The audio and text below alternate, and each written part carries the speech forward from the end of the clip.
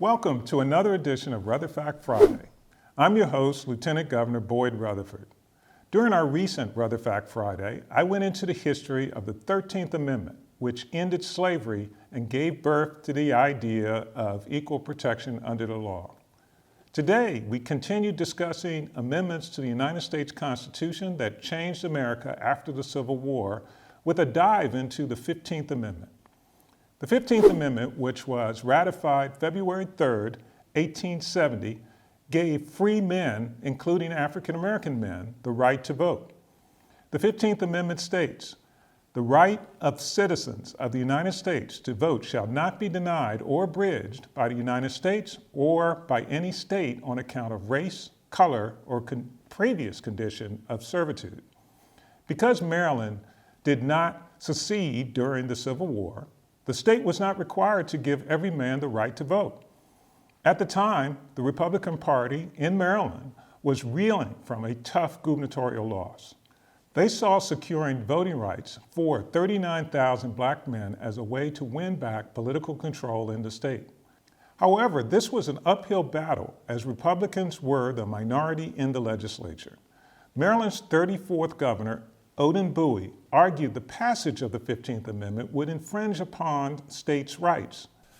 The amendment was unanimously rejected by the Maryland legislature, but ratified by 29 other states. More than 20,000 people celebrated passage of the 15th Amendment in Baltimore, which had a large black population. The crowds included freedman, entrepreneur, and labor leader Isaac Myers, who helped organize for the Republican Party. Frederick Douglass was one of the speakers. Voter turnout among blacks was high in the 1870 congressional election. Later that same decade, discriminatory practices were put in place to prevent black men from exercising their right to vote. Women would not get the right to vote until 50 years later, with the passage of the 19th Amendment in 1920. It wasn't until decades later that many tactics used to deny African Americans the right to vote were made illegal. The Voting Rights Act of 1965 allowed the federal oversight of voter registration in areas where less than 50% of the non-white population had not registered to vote. The goal was to ban racial discriminatory practices in voting, including literacy tests and poll taxes.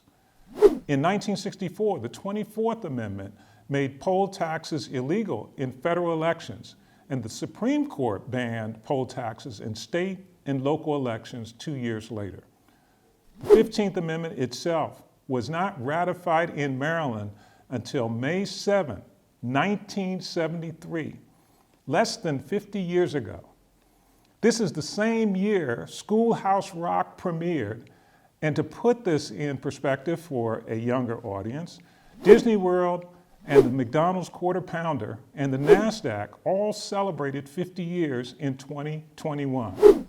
I hope you have learned more about the 15th Amendment to the Constitution, which gave the right to vote to non-white men here in the United States.